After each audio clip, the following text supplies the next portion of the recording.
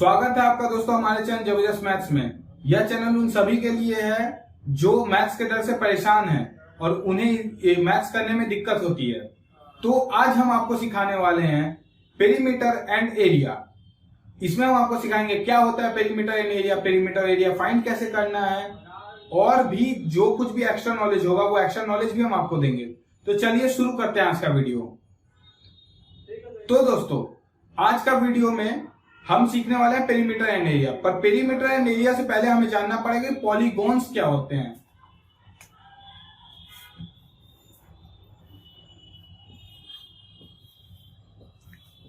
Polygons क्या होते हैं? तो पॉलीगॉन उन 2D शेप्स को बोलते हैं जो बनते किससे हैं? स्ट्रेट लाइन से। और ये स्ट्रेट लाइन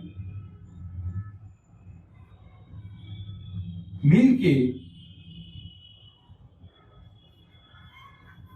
एंगल्स बनाते हैं। पॉलीगॉन के हर स्ट्रेट लाइन को, हर लाइन को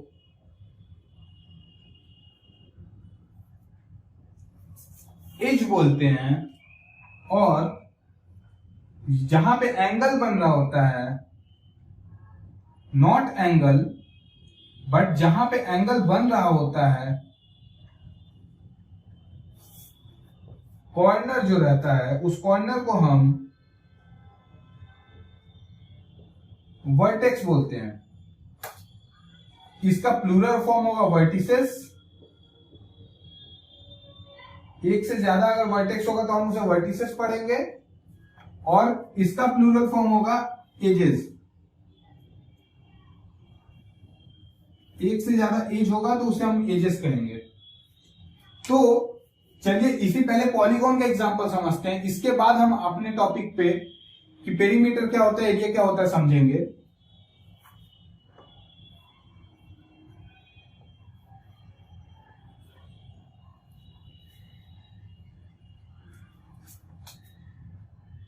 अगर हम 3 स्ट्रेट लाइन ले तो ये क्या हो गया? एक ट्रायंगल। इसको हम ट्रायंगल बोलते हैं क्योंकि इसमें 3 एंगल्स हैं।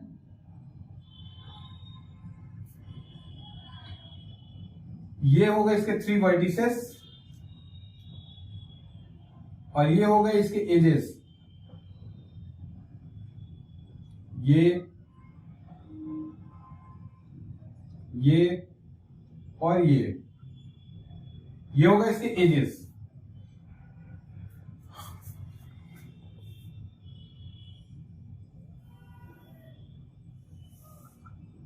ये हो गया एक स्क्वायर, या फिर हम इसका जो जनरल नाम होता है दैट इज 4 इसके साइड्स के कारण वो होता है क्वाड। क्वाड का मतलब होता है 4। जैसे यहां ट्राई का मतलब 3 होता है, क्वाड का मतलब होता है 4। क्वाड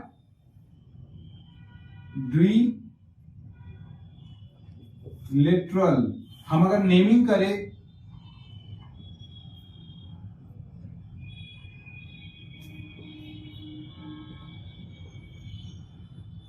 तो ए बी एक एज है, बी सी एक एज है, और सी ए एक एज है। यहां पे भी ए बी एक एज है, बी सी एक एज है, सी डी एक एज है, और डी ए एक एज है। ये सारे एज हो गए। और ए एक वर्टिसेस है। सिर्फ अगर ए बोलेंगे तो हम वर्टिसेस का बात कर रहे हैं। बी एक वर्टिसेस है और सी एक वर्टिसेस है।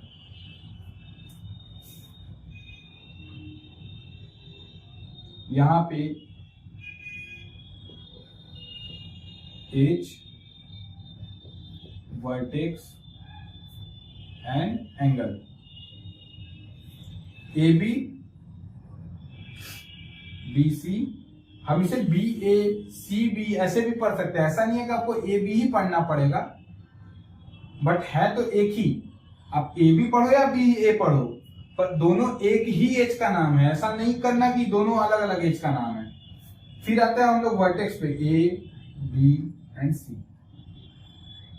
एंगल होगा एंगल ए, जब वर्टेक्स लिखेंगे हम लोग नॉर्मली लिखेंगे और एंगल लिखेंगे तो ऐसे लिखेंगे, angle A, angle B and angle सी।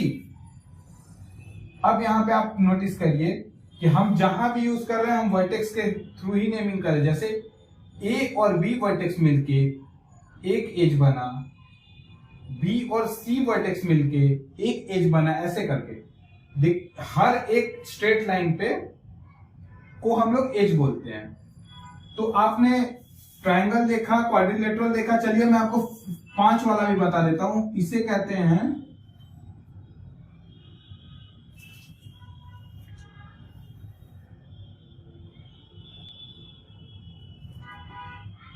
को हम कहते हैं पेंटागन। इसे हम कहेंगे PENTAGON, पेंटागन। इसमें वर्टेक्स कितने होंगे, A B C D and E, 5 vertex. ये हो गया पेंटागन। अब समझ लीजिए कोई एक पॉलीगॉन है with unknown number of, unknown बोलिए या n नंबर्स ऑफ वर्टेक्स या n नंबर ऑफ एजेस, तो उसे हम क्या बोलेंगे, उसे हम बोलेंगे n-गॉन। n-गॉन किसे कहा जाता है, n-गॉन कहा जाता है polygon with n edges. n में आप कितना भी रख दीजिए, आपको जहां तक पता है उसके बाद आप कितना भी रखिएगा तो वो n में आप रख सकते हैं। 5 एजेस, 6 एजेस। जैसे आप अगर इस नेमिंग के हिसाब से चलेंगे तो आप जैसे 10 एज वाला है तो आप उसे 10 गॉन बोल सकते हैं, 10 गॉन, 10 गॉन। तो ये हो गया, आपने पॉलीगॉन समझ लिया कि पॉलीगॉन क्या होता है। अब बात करेंगे हम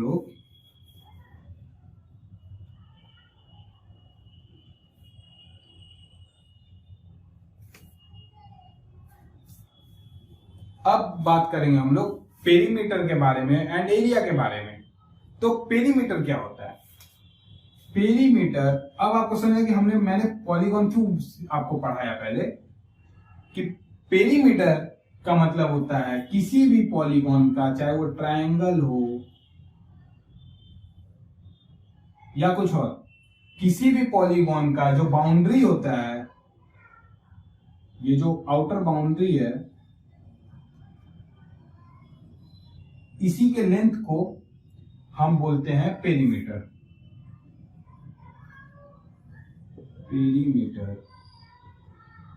सबसे इजी डेफिनेशन इसका यही है कि the length of outer boundary of a polygon. जैसे ट्रायंगल के लिए अगर मान के चलिए ए बी सी, समझ लीजिए ए बी एज का लेंथ 5 सेंटीमीटर है, बी सी एज का लेंथ 6 सेंटीमीटर है, ऑन एंड सी एज का लेंथ 6 सेंटीमीटर है। तो इसका पेरीमीटर कितना होगा, इसका पेरीमीटर होगा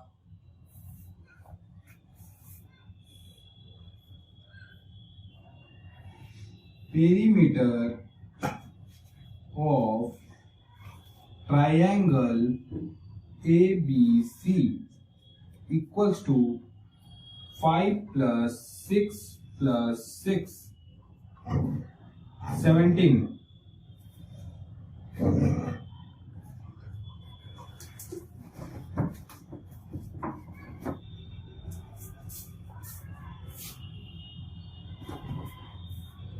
सॉरी, वो डॉग डिस्टर्ब कर रहा था। तो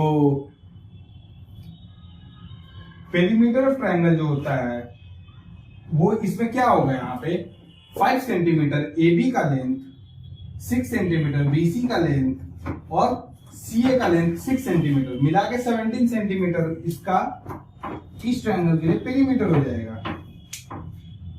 ऐसे ही अगर हम स्क्वायर या कोई भी पॉलीगॉन हो, आप उसका सिर्फ एजेस का लेंथ को अगर जोड़ देंगे तो वही उसका पेरीमीटर होगा।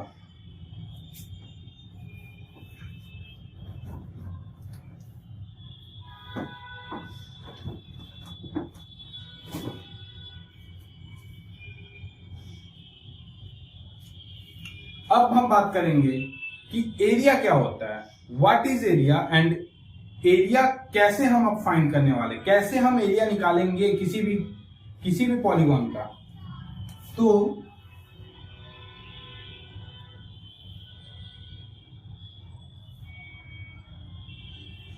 मान लीजिए ये क्वाड्रिलेटरल या स्क्वायर या रेक्टेंगल जो भी आप बोलिए, A B C and D।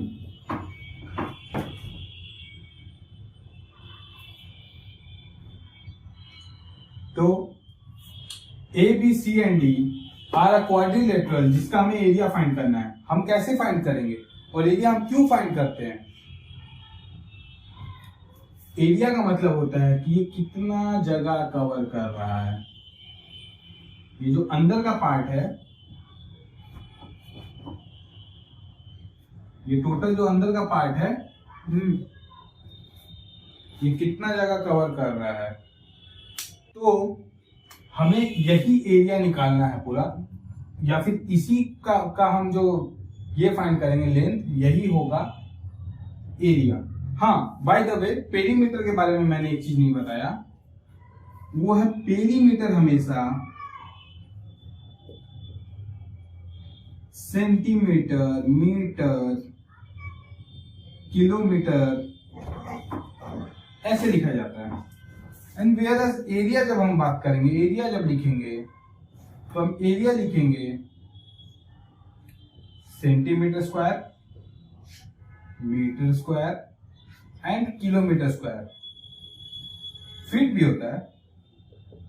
कोई भी चीज में स्क्वायर जब लगेगा, कोई भी लेंथ नापने का कोई भी यूनिट में जब स्क्वायर आप लगाएंगे तो वो आप एरिया निकाल देंगे। आप इससे भी पता कर सकते हैं कि आपको स्क्वायर दिया है, मतलब एरिया दिया हुआ है, या पेरीमीटर दिया होगा। अगर स्क्वायर लगा होगा तो आपको एरिया दिया होगा उस क्वेश्चन में, और अगर स्क्वायर नहीं दिया होगा तो उसमें पेरीमीटर दिया होगा। इनकेस लेंथ और ब्रेथ छोड़ के कुछ भी होगा। तो एरिया का हम आपको एक जनरल टर्म बता दिया कि ये वाले पार्ट को हम सॉल्व करते हैं तो एरिया होता है। सॉरी, फिर से डॉग डिस्टर्ब कर रहा था, फिर आ गया। एनीवे, तो फीट स्क्वायर या सेंटीमीटर स्क्वायर में लिखा जाएगा एरिया। तो एट लास्ट डॉग से पीछा छूट गया है। तो अब हम बात कर रहे हैं यहाँ पे एरिया और पेरीमीटर में क्या यूनिट होता है, हमने बता दिया। एरिया फाइंड कैसे किया जाता है? एरिया फाइंड किया जाता है जब हम किसी भी, जब ट्रायंगल का हम बात करेंगे, ट्रायंगल के लिए हम फाइंड करते हैं मोस्टली इसमें बहुत तरह के ट्रायंगल्स आते हैं ना, तो इसमें अलग अलग होता है, पर जो सबसे जनरलाइज्ड एरिया निकालने का तरीका होता है ट्रायंगल का, वो होता है बेस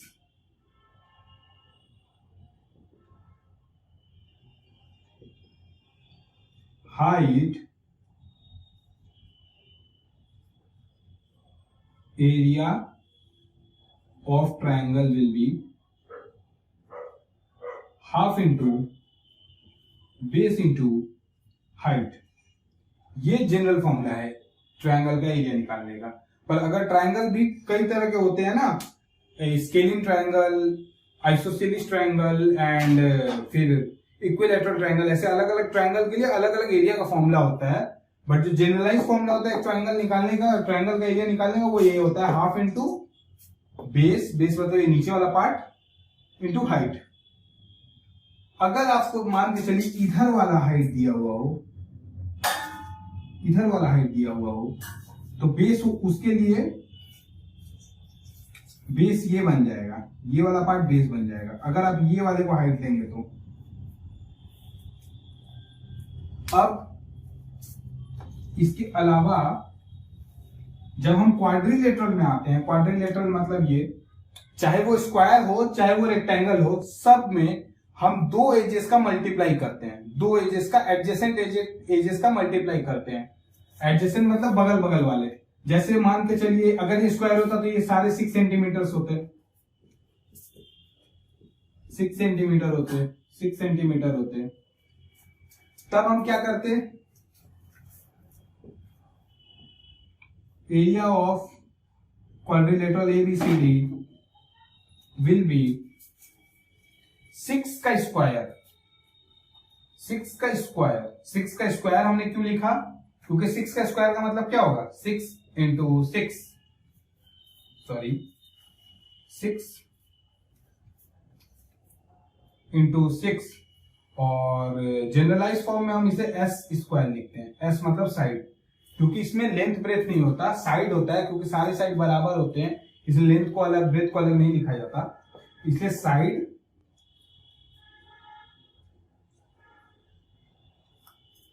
साइड का स्क्वायर ही लिखा जाएगा। यहाँ पे 36 क्या होगा, सेंटीमीटर है ना, तो यहाँ सेंटीमीटर स्क्वायर हो जाएगा। क्यों सेंटीमीटर स्क्वायर होगा, क्योंकि इसका भी सेंटीमीटर है, इसका भी सेंटीमीटर है, दोनों का सेंटीमीटर भी मल्टीप्लाई होगा, यूनिट को भी मल्टीप्लाई किया जाता है, तो वहां से ये सेंटीमीटर स्क्वायर हो जा रहा है, याद रखिएगा। सबसे इजी तरीका है याद रखने का ये, सेंटीमीटर स्क्वायर कैसे हो रहा है आपको याद रखने में इजी पड़ेगा। सेंटीमीटर है, दोनों सेंटीमीटर, इसलिए मल्टीप्लाई करके सेंटीमीटर स्क्वायर। अब मान लीजिए ये एक रेक्टेंगल है, मान लीजिए एक रेक्टेंगल है, तो रेक्टेंगल में क्या होगा, लेंथ अलग होगा, ब्रेथ अलग होगा। मान लीजिए ये लेंथ है, ब्रेथ मान लीजिए 4 सेंटीमीटर है, 4 सेंटीमीटर। अब ये जो 4 सेंटीमीटर होगा तो फिर वही करेंगे, 6 स्क्वायर जैसे किया था वैसे नहीं। मैंने यहाँ 6 इंटू 6 क्यों बोला, क्योंकि 6 इंटू 6 था उस समय। अब क्या 6 into 4, that is length into breadth,